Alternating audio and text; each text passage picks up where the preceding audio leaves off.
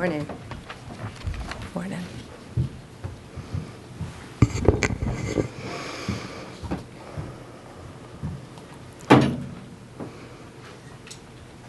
Good morning. On September 11th, 2012, Americans watched horrified as our embassy in Benghazi came under a vicious terror attack. We lost 4 American lives that day. Ambassador Chris Stevens, Sean Smith with the State Department, and 2 CIA contractors, Glenn Doherty and Tyrone Woods. We have never forgotten those heroes, and we have never stopped seeking justice for that crime against our nation. In fact, from day one, Kash and Dan would sit in meetings and say, we're going to get them, and they did. Today, I'm proud to announce that the FBI has arrested one of the key participants behind the Benghazi attack. Zubair al-Bakosh landed at Andrews Air Force Base at 3 a.m. this morning. He is in our custody. He was greeted by Director Patel and U.S. Attorney Jeanine Pirro. Hillary Clinton famously once said about Benghazi, "What difference at this point does it make?" Well, it makes a difference to Donald Trump. It makes a difference to those families. And 14 years later, it makes a difference to law enforcement who made the difference in this case. Thank you, President Trump, for supporting all of our agencies around the country and around the world. Al-Bakosh will now face American justice on American soil. We will prosecute this alleged terrorist to the fullest extent of the law. He'll face charges related to murder, terrorism, arson, among others. Let this case serve as a reminder. If you commit a crime against the American people anywhere in this world, President Trump's Justice Department will find you. It might not happen overnight, but it will happen. You can run, but you cannot hide. We are immensely grateful to our partners, especially at the State Department and the CIA, who lost lives in the Benghazi attack. Director Patel and the FBI agents did tireless work to track and arrest this man. I want to thank everyone standing behind me, all the agents who work so great with our lawyers, with our national security lawyers, and around the world to bring this terrorist to justice. And I have a statement to read from Director Radcliffe. He wanted to be here. He couldn't be here. He's busy protecting our world. He's deeply grateful for the relentless efforts of the Department of Justice and the FBI to bring justice to the individual allegedly responsible for the death of Americans in the horrific 2012 Benghazi attack. CIA and the nation will never forget the extraordinary services and sacrifices of Tyrone Woods and Glenn Doherty, who gave their lives in defense of others and exemplified the very best of our agency. I'd now like to turn it over to Director Patel for remarks, and I again want to thank him for his relentless work in this case. General, thank you. And I want to steal one of your lines. Never forget. Pam never forgot. The President never forgot. This FBI never forgot. And certainly U.S. Attorney Pirro never forgot. When an act of terrorism of this magnitude strikes at the heart of our nation, we go to work. President Trump has given us the full resources at the FBI and across the interagency to make sure we deliver justice. And Pam, you're right. Dan and I did sit down early on about this to bring justice, but you led the effort. You brought together the interagency. You said we are going to get this done because no one agency alone can do it. So we are thankful to have an Attorney General at the Department of Justice who works together with every single cabinet secretary and enforce the law. What you saw today, and I want to get, or what you're going to see today, I want to address in a minute, but I want to remind the folks out there the work of this Department of Justice. We were here just a few short months ago talking about how we were going to raise the RFJ for another violent offender on the run, Ryan Wedding. And what did we do under Attorney General's leadership? And what did we do when President Trump said, go get the worst of the worst? We captured him. We captured together, under President Trump's leadership, 6 of the FBI's most wanted fugitives in 1 calendar year. To put that in perspective, that is 2 more than the entirety of the prior administration. And you cannot do that alone at the FBI. You have to have an attorney general and a Department of Justice willing to prosecute, willing to go to the 4 corners of the earth and make sure we deliver justice. And that's what we're doing here today. I was at the airfield with U.S. Attorney Pirro earlier this morning when we did the formal foreign transfer of custody of Bakush into U.S. custody to face prosecution under her auspices and her office. And the Department of Justice are going to execute justice for the fallen. As a young prosecutor at CTS in the National Security Division, I worked on the Benghazi case. This was very near and dear and personal to me. We lost 4 brave Americans in Chris, Sean, Kyle, and Steve. And we can never, ever, ever forget them. Ever. And we will not. In order to put something like this together, it doesn't happen overnight. The FBI's hostage rescue team, the FBI's critical incident response group, our special flight operations unit, and countless others, along with the agents in the New York field office who never forgot Benghazi and never let the world forget it, endured over a decade to bring yet another terrorist who killed 4 Americans to justice. That is a relentless pursuit of mission. That can only happen when you have an interagency who's willing to get after it. I'm extremely thankful to the CIA and Director Ratcliffe and our other law enforcement partners for making sure that the world knows that if you kill an American citizen in an act of terrorism, we will hunt you down. We will bring you to justice, and you will face justice here in America, not in another court and not in any other proceeding around the world, but here. You killed our own, so we are going to take it to the streets to make sure you are held accountable. Once again, I'd really like to thank the entirety of the FBI, headquarters divisions. There are so many moving pieces to actually execute a foreign transfer of custody. And now we're talking about the 7th, the 3rd in just a couple of weeks. And I don't know if that has ever happened before in U.S. history. It's happening because President Trump backs the blue. President Trump has given law enforcement the resources we need to take the fight across the world.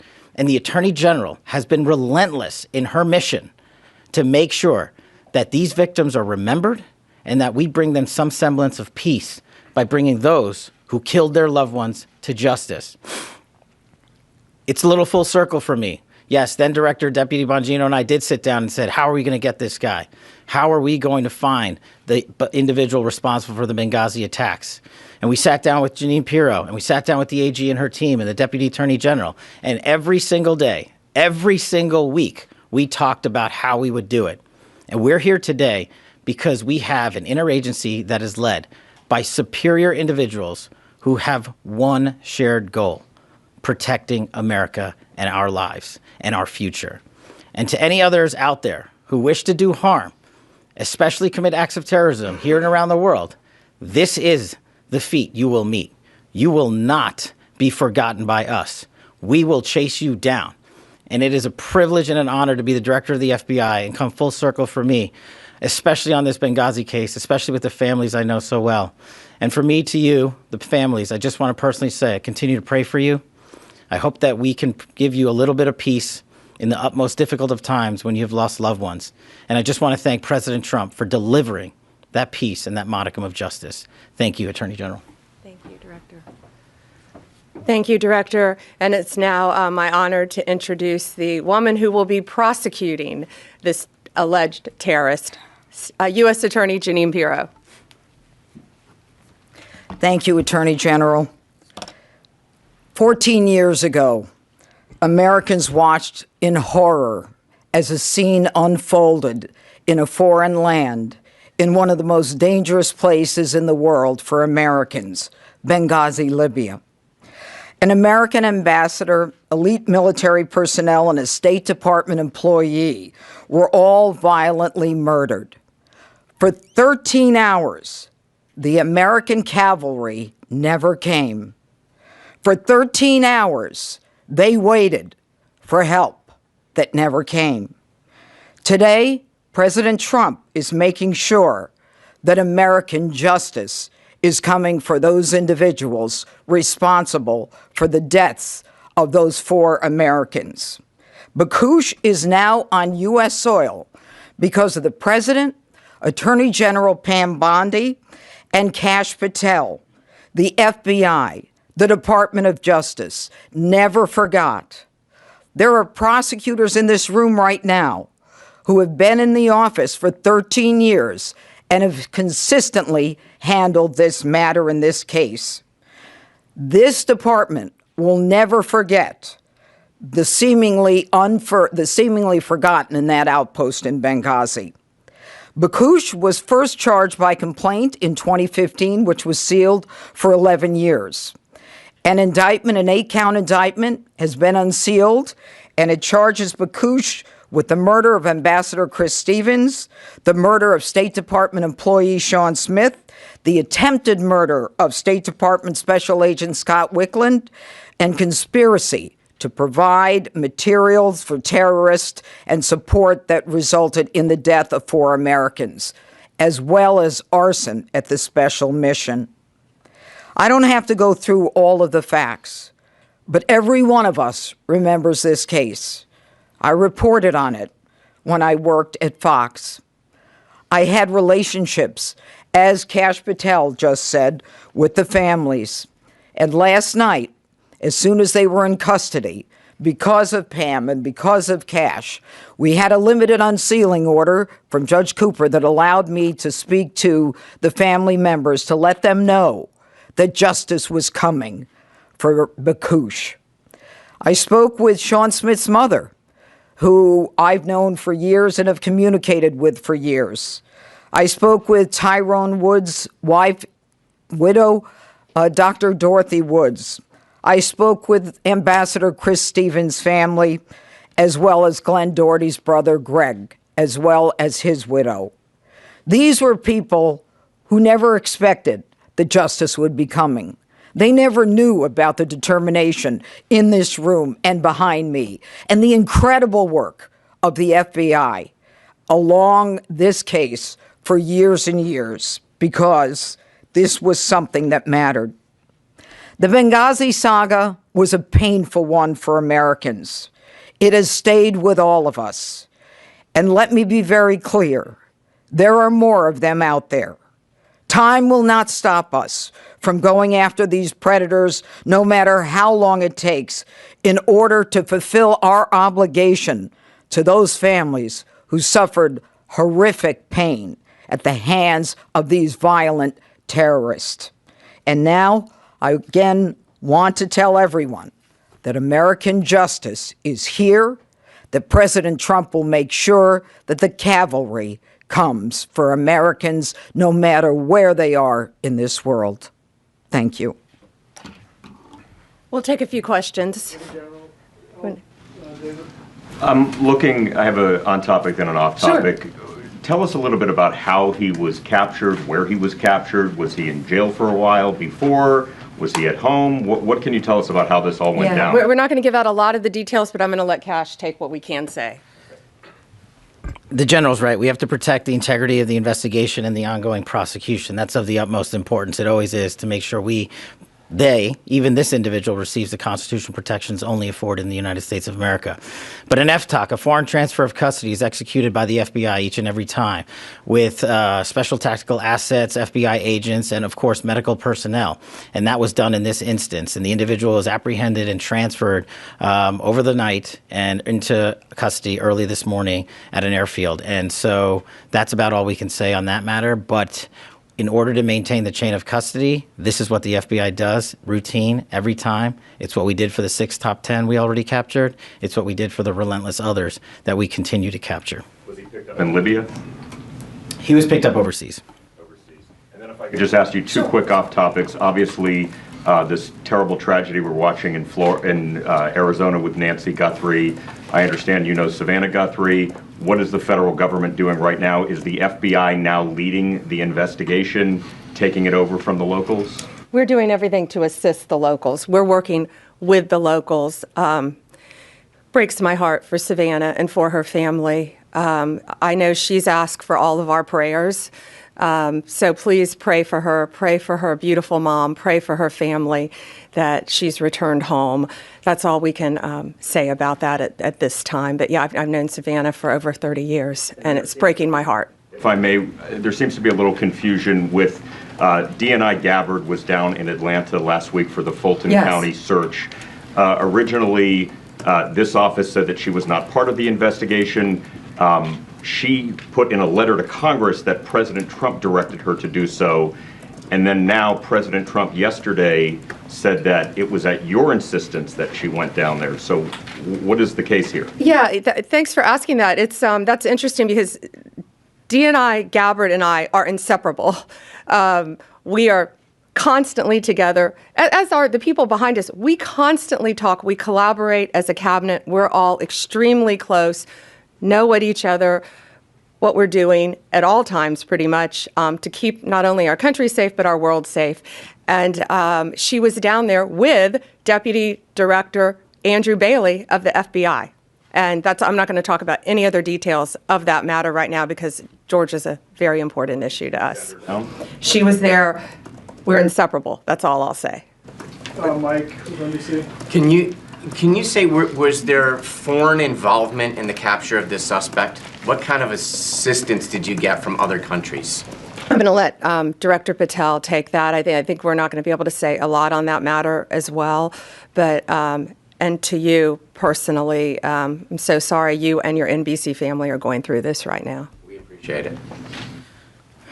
As the general said, in order to execute an apprehension, a capture, and a foreign transfer of custody, no one agency alone can do it. We did it throughout the interagency here, and of course we're working with partners overseas. And we're not going to get into the details of those conversations and those ongoing matters because as the U.S. Attorney indicated to you, we're not done. And so what we want to do is maintain not just the integrity of this investigation, but the possibility and the promise of bringing more individuals to justice for this heinous act of terror. Thanks. Do we have time for a couple more? Yeah, We have something else going on at 10 o'clock down there. Yeah, so on Benghazi, what did the communication look like between the Trump administration and the victims' families throughout this process, if any? I know someone as far as Sue Clinton during, in the early days of this, but what's the communication look like with them? I think what I can say now is that do you want to take that, Director? We've had to keep everything very quiet for obvious reasons up until this point. And then U.S. Attorney Pirro, as she said, contacted all the families, and I think they were absolutely thrilled. I think they had probably lost faith that something would happen. But again, we never forget. Donald Trump never forgets. So, yeah, and we have a 10 o'clock in our office. That's a very positive if anyone would like to join us on that. So thank you. Go ahead. That the DNI, that Tulsi Gabbard's presence in Atlanta during a law enforcement search, are you concerned at all that that could taint whatever the FBI is doing and whatever findings come from that investigation? Absolutely not. And Andrew Bailey was taking the lead down there. He's Director Patel's deputy director of the FBI. Thank you all. Thanks. Sorry about that, ma'am. Oh, it's okay.